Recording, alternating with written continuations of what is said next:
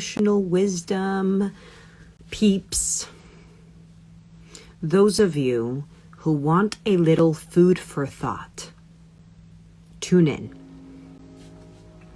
But especially those you individuals out there who is faced with having friends telling you, friends, family, loved ones, acquaintances, trying to give you advice, telling you to let go of toxic people.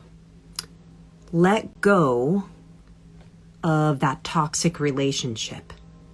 Let go of that toxic friend. So what I'm saying here, again, if you are that person who is constantly being advised to change what you're currently doing so you can get a different result, but somehow you can't, but you keep on hearing the same advice over and over, the advice of just break up with her. She's no good. He's no good. When are you going to value you? It's a new year. Let go of that person, place, or thing that is not serving you, that is making you feel uncomfortable. If you are that person that's being told to just leave that person, stop doing what you're doing, quit your job, just do what you're saying that you want to do,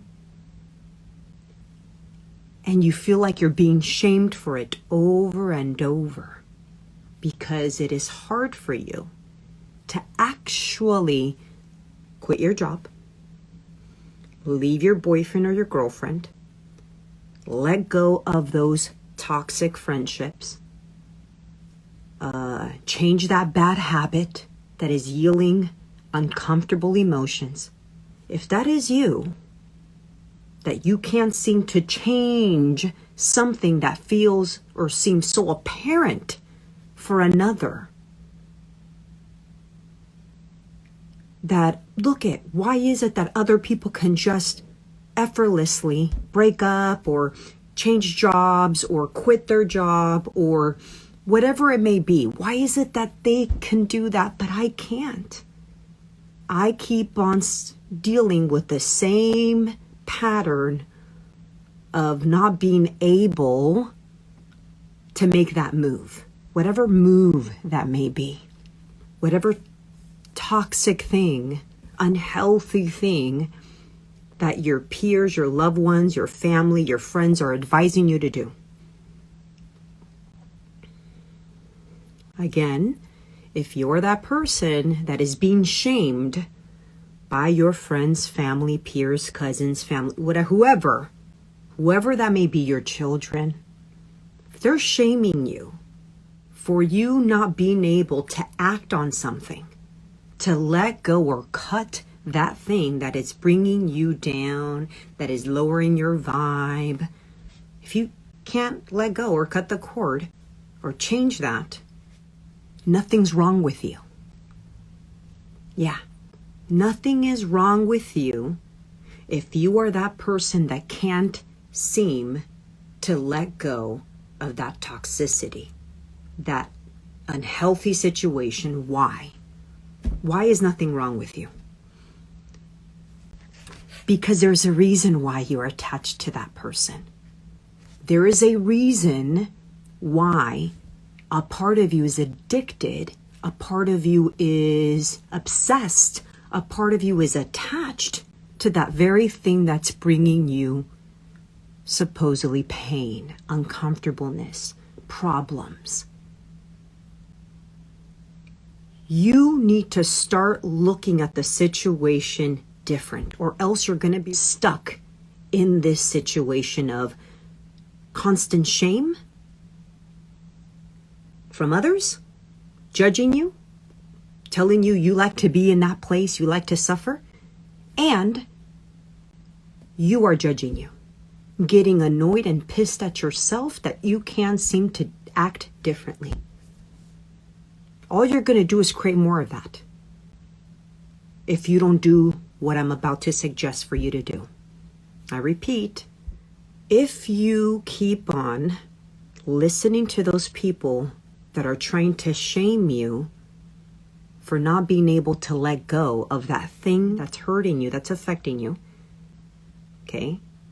And on top of that, if you feel by trying to shame yourself in closed doors so you can stop wanting that person, place, or thing because it brings you pain, if you think that that's going to be the solution, then we have a problem, because that approach is not going to help.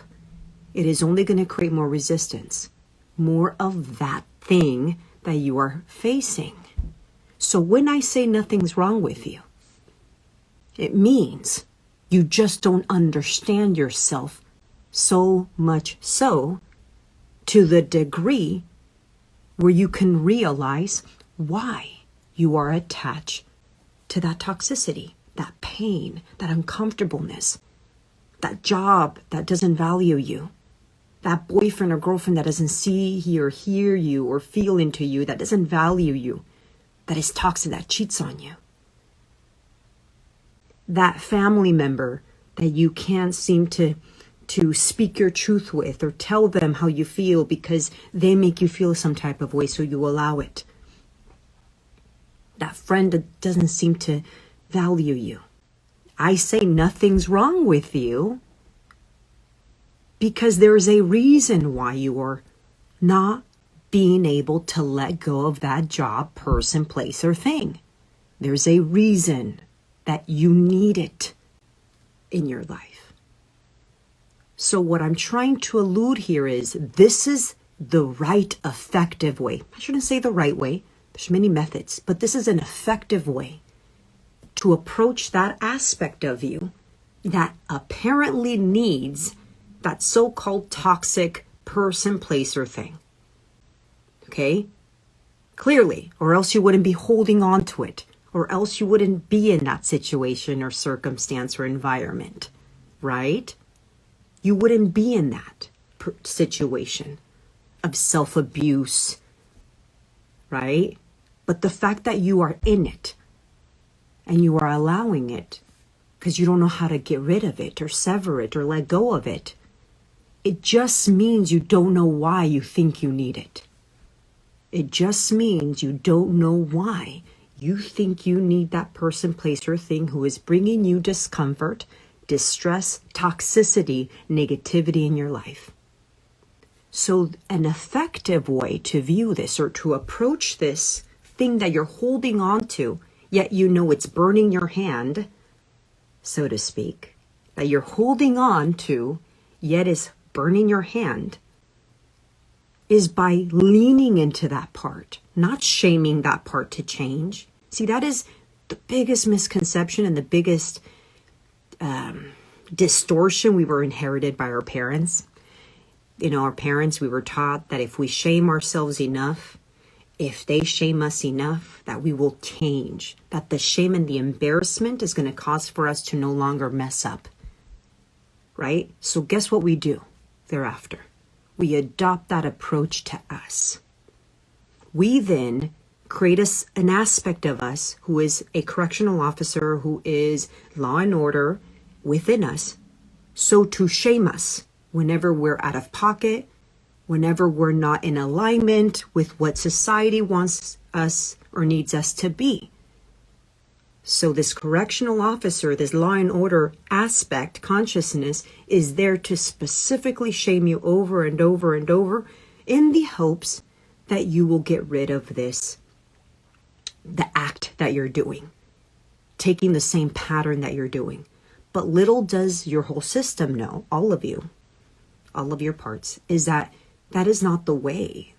The way for sustainable change and growth and awareness, it is not by shaming ourselves, right?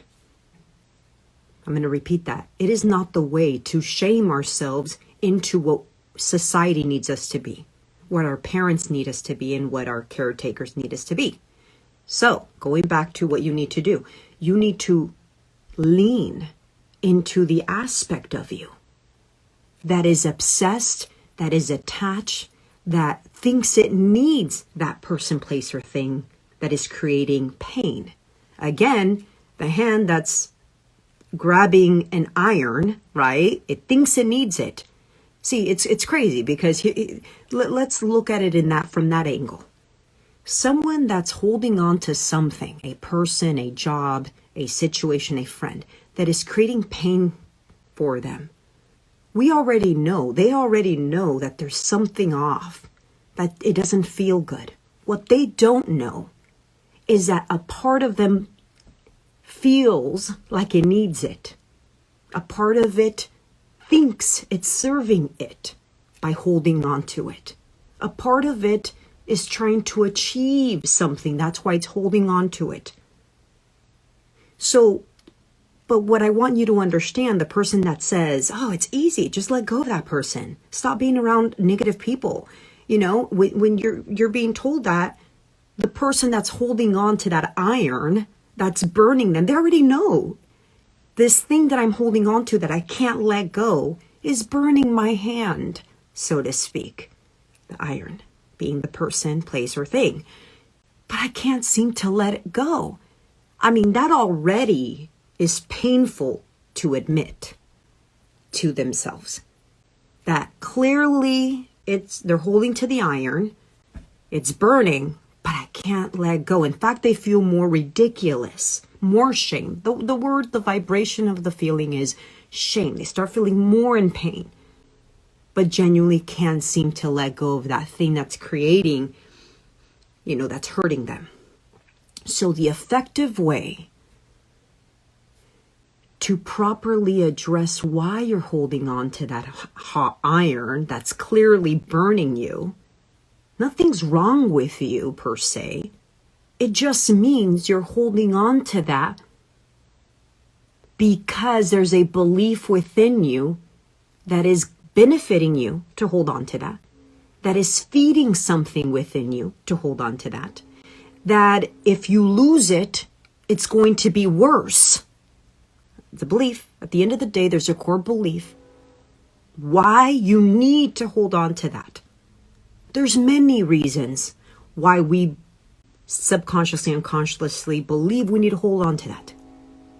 Our conscious mind thinks, but we don't need it. It's an iron that is burning our hand. But yet we can't seem to let go of that iron, right? That's creating pain because there's a deeper reason. You're just not aware of it. So please, if you are that person that continues to do the wrong thing, that you've been told you want to suffer. You want to put yourself in that situation. You are asking for it. Why don't you leave that toxic person, place, or thing? It's so easy. It's a new year. Take advantage of that. Leave that toxic circumstance, but yet you can't. I need you to know that you're not alone. You just don't understand what's happening within you. You just don't have enough awareness of all the parts that are still within you that have mirrored your childhood. Yes, it always goes back to your childhood. So what you need to do is dive into that part that's holding on to the hot iron. Instead of pushing it away, thinking that eventually you'll succumb, right? Eventually you'll bulldoze or bully yourself so hard and you'll let go. It only fuels a resistance and creates more of it. Just an FYI. What you need to do is lean into it.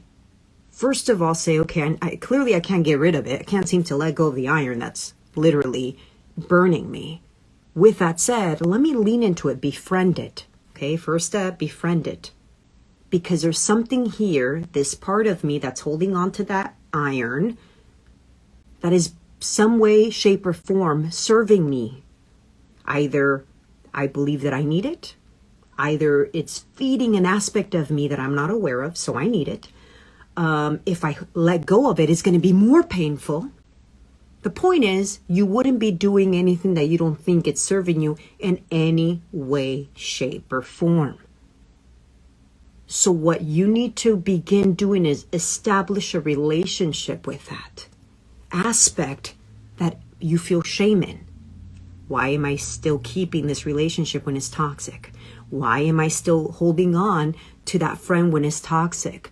Why am I still holding on to that job, career if it's toxic? And the list goes on and on and on and on, right? It can go on and on.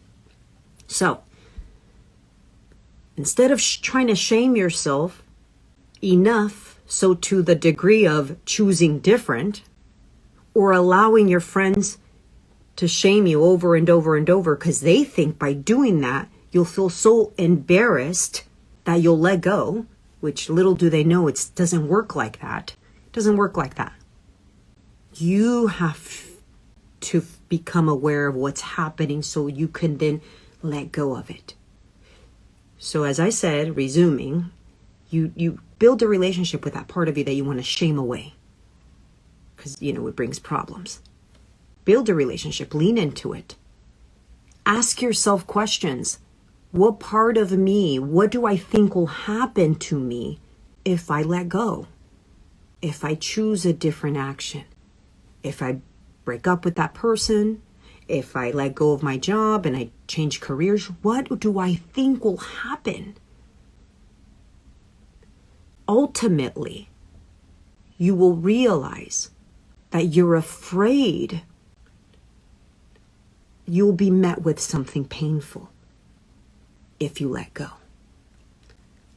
Or, okay, mind you, this is all dialoguing with you. All of this, the truth will be unveiled the more you dialogue and you ask yourself those questions. What will happen? Why am I holding on to it? What part of this iron, so to speak, the thing that's hurting me, that's affecting me, that's burning me, do I think I need to survive? Okay?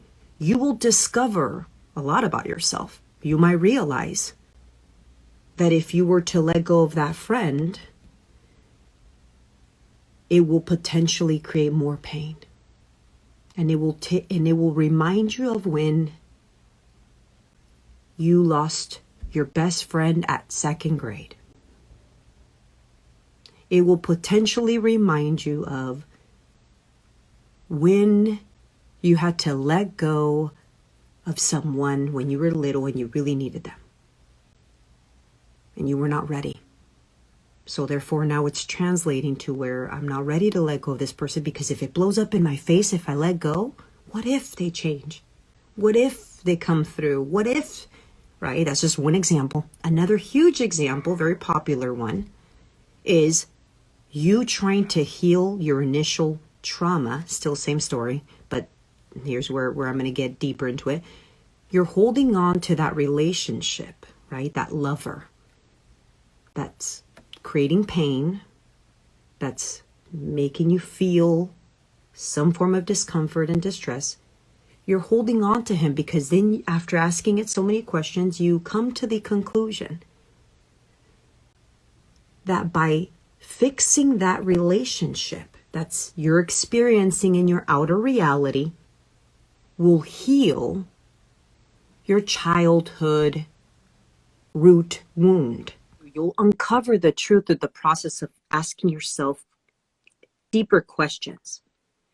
Instead of pushing away that thing that you're doing that is causing shame within you and your friends notice it, instead of pushing it away, bring it close, thing you're holding, and ask questions. Why are we holding on to this?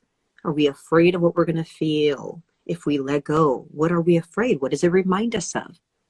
Who does it remind us of? What incident? When did we let go of something that blew up in our face? But going back to the example that I was saying is holding on to that person, maybe your subconscious is saying, this is my opportunity to heal a childhood wound.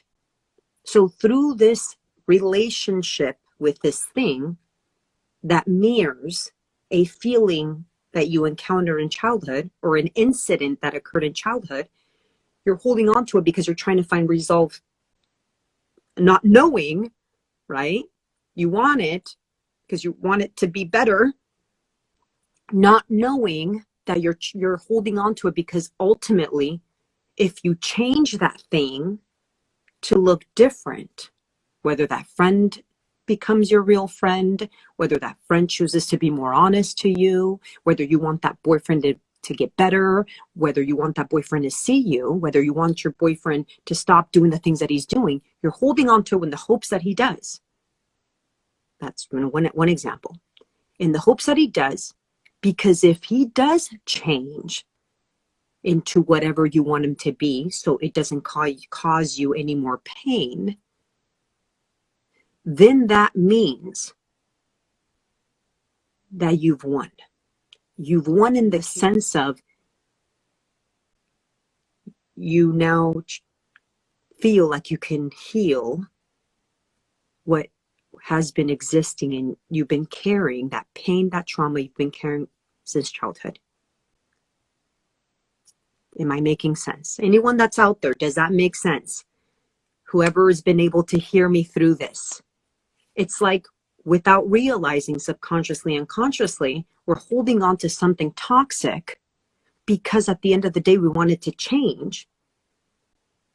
Because ultimately, that toxic thing that we're attached to really reflects something that happened to us in childhood. And so if we change it with that person, place, or thing, or in our outer reality, then we feel like we healed what we've been trying to heal since we were little. Either be seen, be heard, be loved, be chosen. That's just one example of one reason why you're holding on to the hot iron. So when people tell you, friends, I mean, I know, again, I'm going to label this and I'm going to say those people that constantly get advice from people and they say, why are you choosing toxicity? Why are you choosing that? Let go of, the drama. Just leave. What they're not understanding is that they're fueling you with more shame because you already know it's toxic, but you just can't seem to let go of the hot iron. So you already know there's that something's off, but you just don't know why you're holding on to it. So yes, I want you to first realize that nothing's wrong with you. You're just simply a byproduct of your childhood trauma. Basically, you're choosing according to your childhood traumas. It is simply the act of not being aware of what's really happening within you. And the lack of awareness, guys, this is why I say over and over and over, healing begins with awareness and the willingness to be self-aware. It really begins there. Because if you don't want to be self-aware, well, there you go. You're going to find yourself in a very painful loop, repeating itself over and over again. But anyway, that's your choice and the beauty of free will. But the first step is becoming self-aware. So that if we were to apply self-awareness in this example, if you're choosing the hot iron and you're like, I'm burning myself, but I can't seem to let go, and people are shaming you for it, and then you shame yourself for it extra hard, abusing yourself, right? Now realizing you're vibrating and you're registering in the emotional body more shame because you're shame of why you keep on holding on to the hot iron. That's not working and it will not work. You need a different approach. And I invite you to go into that part. Why am I choosing this? What am I gaining? What am I benefiting by holding on to the hot iron outside of me? What am I benefiting? What am I trying to get? If I let go, what will happen? What is my belief that will happen to me? What do I think will happen to me? What is it, more pain? I mean, you have to start asking yourself questions like that. Instead of viewing yourself as the enemy and feeling more separation and tug of war within you and shame, lean into the part of you that's supposedly making you uncomfortable and feeling shame. Lean into that. Ask it the right questions. And you'll be surprised what is going to begin to surface. But you need to understand that when you're holding on to that hot iron, which is that person, place, or thing that you can see that it's creating discomfort within you, that your friends and family and loved ones are judging you for it. Why are you keeping them in your life, right? Know that that thing wouldn't be holding on to that thing, the hot iron, if it didn't think it was serving its interest, meaning if it wasn't benefiting them, benefiting you. I'm going to repeat that, okay? Because a lot of people are like, what do you mean? I know it doesn't benefit me. It doesn't benefit me to keep a toxic boyfriend. But why am I holding on that? Well, clearly, if you haven't let go, then there's a part of you that thinks otherwise, right? Because you're still holding on to the iron. So clearly, there's a part of you that thinks it serves you more so, it benefits you more so to hold on to the hot iron, person, place, or thing. So I invite you, instead of judging yourself to death and shaming yourself, trying to shame yourself out of that choice, that circumstance, instead of allowing your friends to shame you out of that choice or circumstance, apply this, what I'm telling you. Apply it. Make it a point to invite it into your reality. Okay, you know what? I do want to create more awareness, because it begins from there. If what Josie is saying may be the case, and let me understand why there's a part of me that's choosing to hold on to this thing that feels painful. Because what she's saying, according to what she's saying, is clearly a part of me thinks it's being benefited by holding on to the iron. Lean into that. Dive. Go into it. I promise, if you do it somewhat right, you'll feel less shame. Okay? And so you're not alone if you're being told constantly, you want to live this life of pain. You want it. You know, you like to be in hell. You like to suffer. Know that there's more to the story than that. And that you developed according to plan, according to your childhood trauma, and according to your coping mechanisms. Basically, your coping mechanisms were a little different than your friend's coping mechanisms in her childhood. Because she might say that, or he might say that. Well, what about me? You know, I have gone through hell and back, and look at me, I'm choosing different. But they developed a different coping mechanism. They had a completely different reality. They learned how to cope differently, while you coped by holding on. Okay, so it's a little food for thought.